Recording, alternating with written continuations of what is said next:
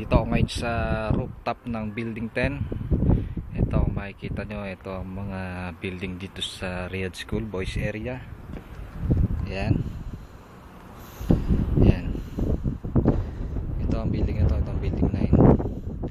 Yun naman yung dalawang water tower dito sa Riyadh School.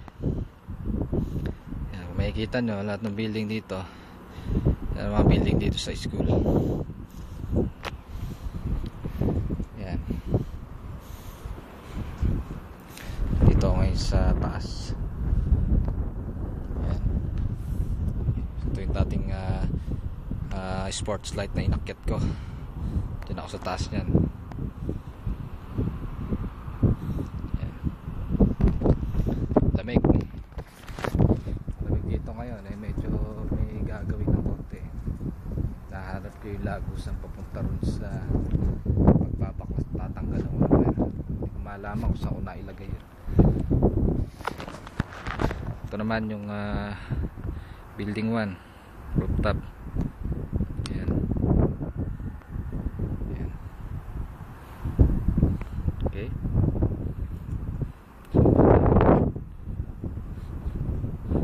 Maaaring dito siguro ang daan papunta doon. Dito sa rooftop, ito yung mga chiller ngayon dito. Ayan. Saan dumaan? Saan sila dumaan?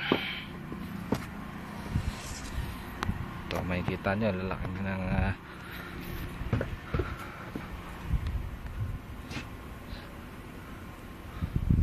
sumadaan.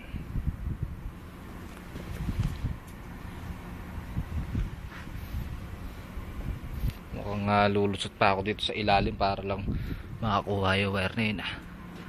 Hanip talaga. Ito, punta ako doon sa kabila eh. Ang gagawin ko, lulusot ako dito. Hirap na ito. Hindi lang.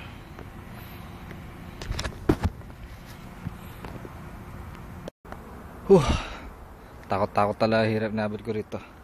Lumusot ako dyan sa ilalim.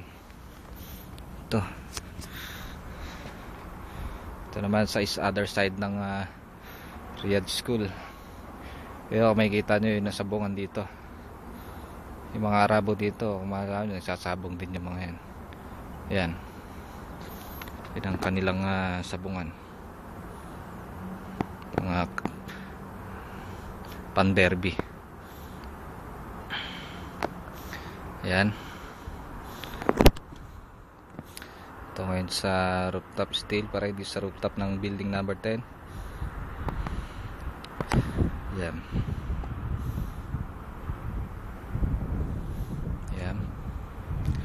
Ito mga building dito sa Riyadh.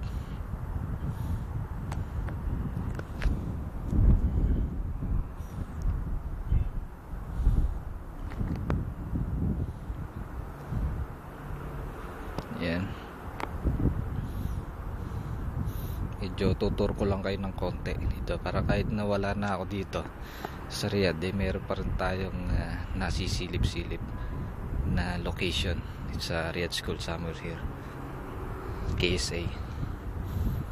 Ayun, ito yung babaklasin ko. Hype na to, pinahirapan ako nito.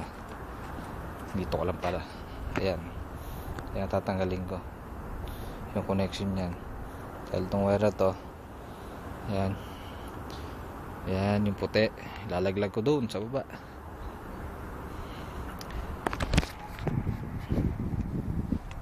Kaya na mga guys, tatrabaho muna ako. Mga pala si Philip, ayun, lalakad. Si Lakay Philip.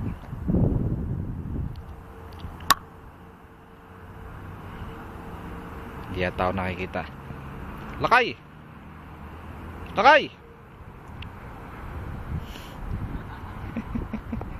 Yeah, nakita rin ako. Ha? Tata? Anong bigat? May tangarod. Atajay?